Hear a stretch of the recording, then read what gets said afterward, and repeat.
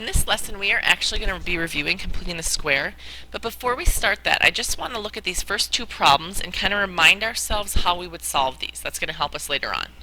So looking at number one, I want to solve for x. Hopefully you see that the entire quantity of x plus 3 is squared, so I would square root both sides. So I have x plus 3 equals, and the square root of 16 is 4. But remember, when you're square rooting it in an equation, you need to have the plus and the minus value for 4. From there, I would minus 3 from both sides. When I write this, I would write negative 3 plus or minus 4. Now, some people think that we could leave this as our answer, but these are just both plain old numbers.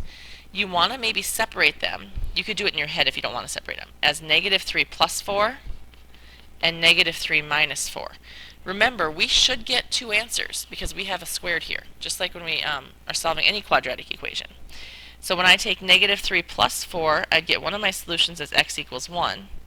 When I take negative 3 minus 4, I get my other solution as negative 7. So now look at number 2. You guys start this one, we would square root again. The difference with number 2 is that I don't have a perfect square. 20 is not a perfect square. So even though I'm still going to keep the plus or minus, I would need to come over here and break down the square root of 20. Hopefully we're pretty good at this now, so we realize that it's 2 root 5. And now when I'm solving for x, I add 4 to both sides. I would write this as x equals 4 plus or minus 2 root 5. And from what we learned in chapter 5, we hopefully realize that we can't actually add these two numbers together because they don't both have a root 5. So this is my solution. Now you might be wondering, I thought we needed two answers to every problem because it's quadratic. We do have two answers here.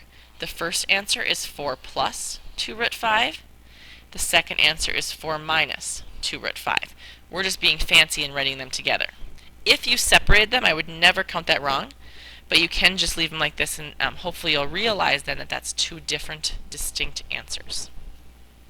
So now, completing the square is something that you did in Algebra 1. You might not remember it though, so let's pretend like we have no clue how to do this, and if it comes back to you, that's great, but I'm going to teach it as if you've never seen it, because it's not something you probably mastered in that grade. Why we use completing the square. So far we have learned how to solve quadratic equations, so find their solutions, their roots, their zeros, using factoring and solving, and we did it by graphing. We have a few more methods we're going to learn. One of them is called completing the square. This method, I will warn you, is not my first choice to use. It's not the one that's the quickest. It's actually a little bit more work than the rest.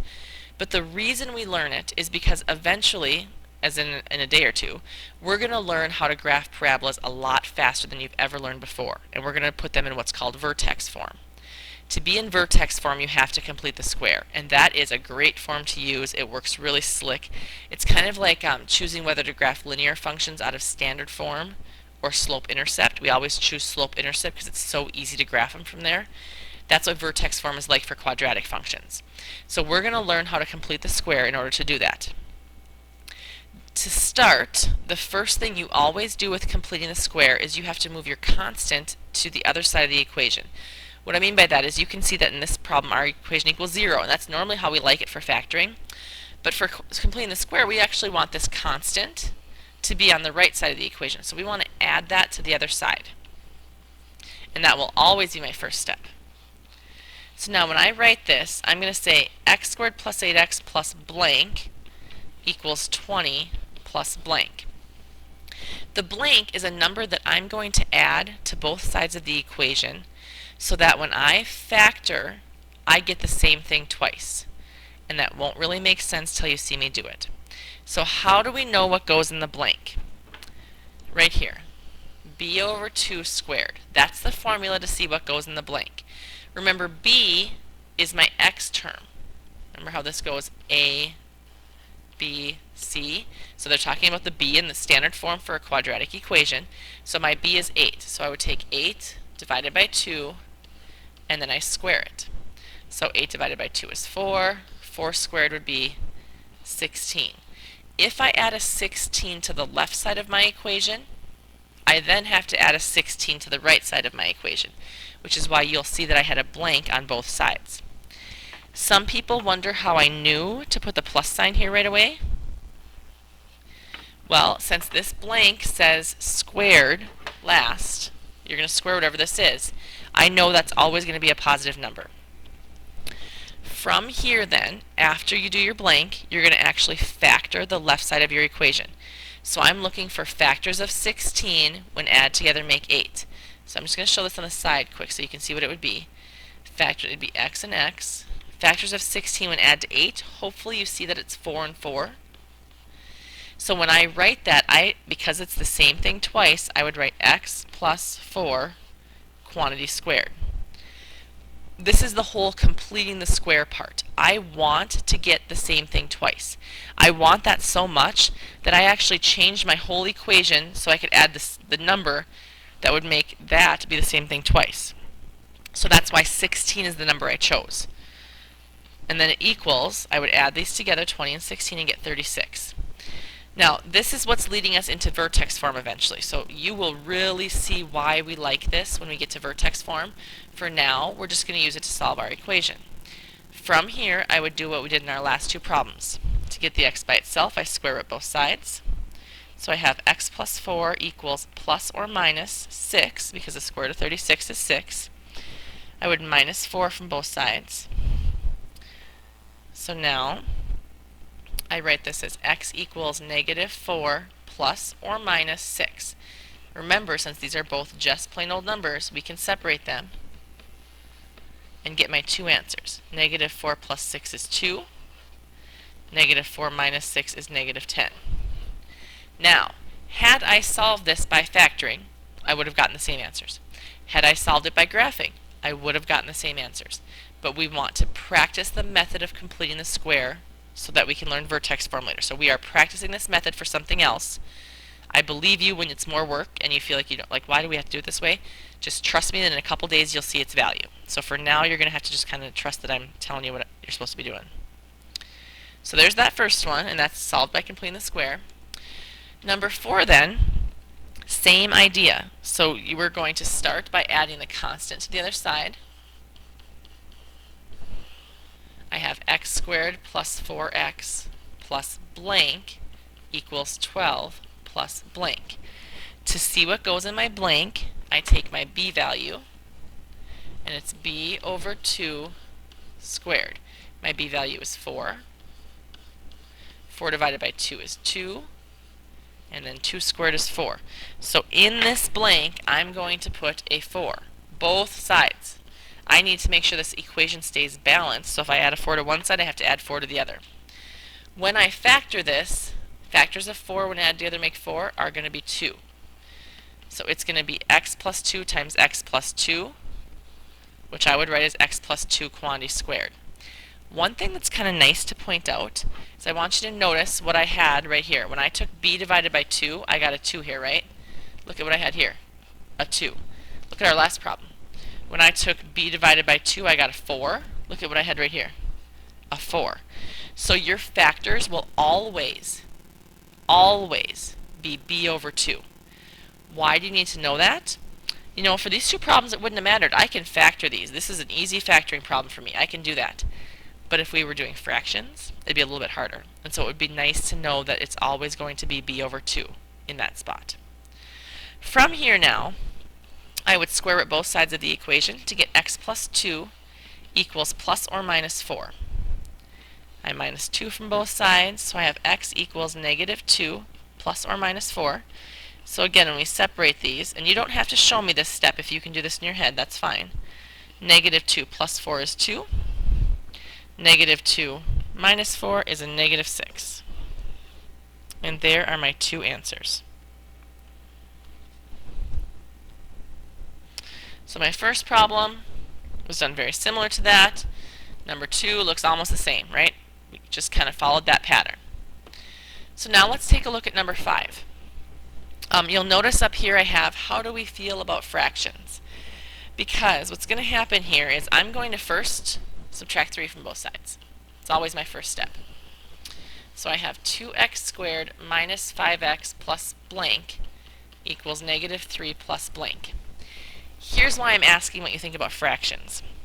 One of the things with completing the square, and you might remember this from Algebra 1 hopefully, is that my a value, in order for me to complete the square, has to be a 1. Just the way the process works, that a value's got to be a 1. So since my a value is not a 1 in this problem, I need to make it be a 1.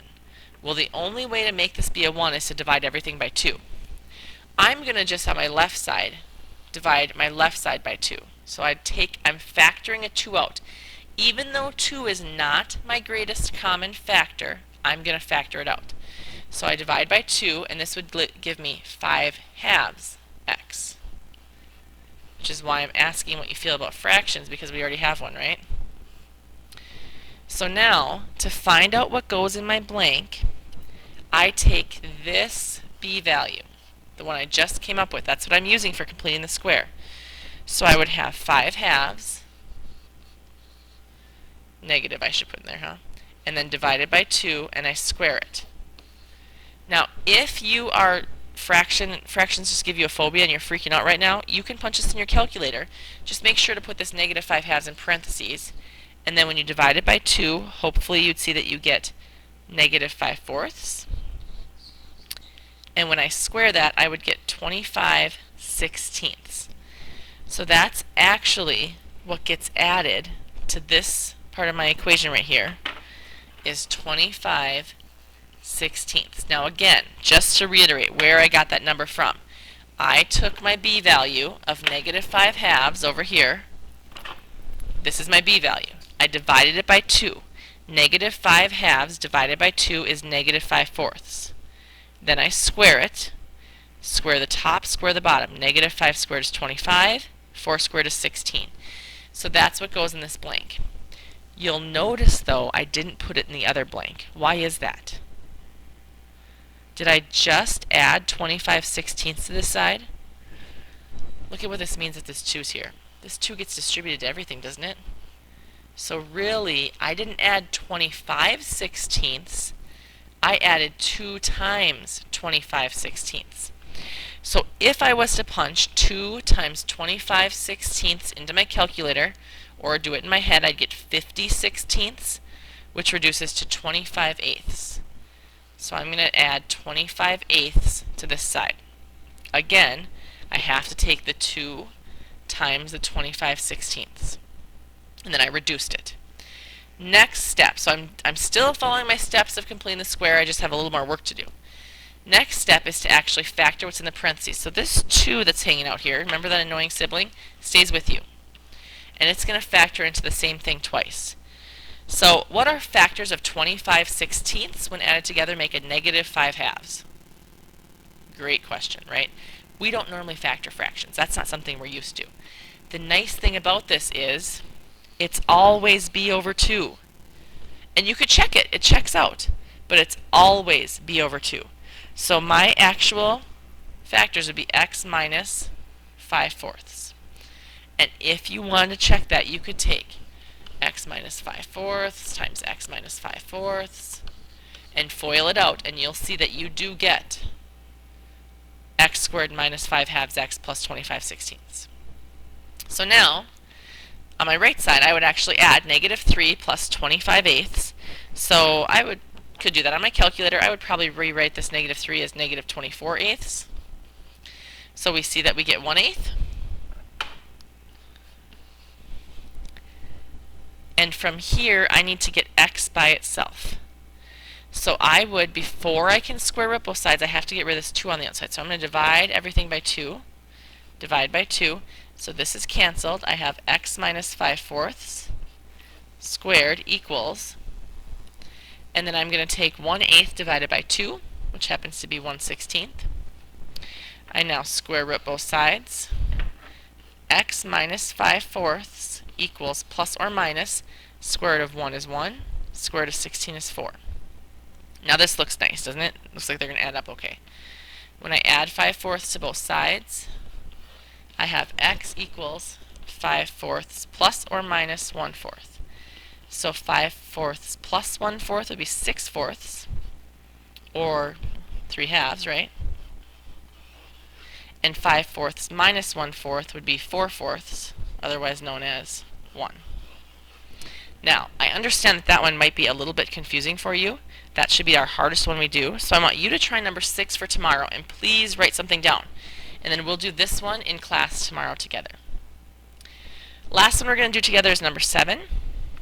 This one's kind of nice because I don't have a number other than 1 here, don't I? So it's going to be a little easier. So I move that constant over. I have x squared plus 2x plus blank equals negative 19 plus blank. So again, to find out my blank, I take b over 2 squared. 2 divided by 2 squared. So that'd be 1 squared, which is 1. 1 goes on both sides. When I factor this, factors of 1 when added together make 2. 1 and 1. Negative 19 plus 1 is negative 18. This is what's different about this problem, is right now when you see me square root, you will notice that we are going to have an imaginary solution. So I would have x plus 1 equals, the square root of a negative 18 would be negative root 9, or root negative 9 times root 3. So 3i root 3. Let's make this a 2. How about start over? I was doing 6 in my head. How about root negative 9 times root 2? That sounds better, huh? So 3i root 2 plus or minus 3i root 2. So when I minus 1 from both sides, I get x equal negative 1 plus or minus 3i root 2. This would have been, if you're thinking about what the solution means, this would have been one of those parabolas when you graph it that doesn't cross the x-axis because its solutions are imaginary. So this parabola goes up because a is 1, so it's above the x-axis. You guys try number 8 for tomorrow, and then we'll go through number 8 and number 6 together.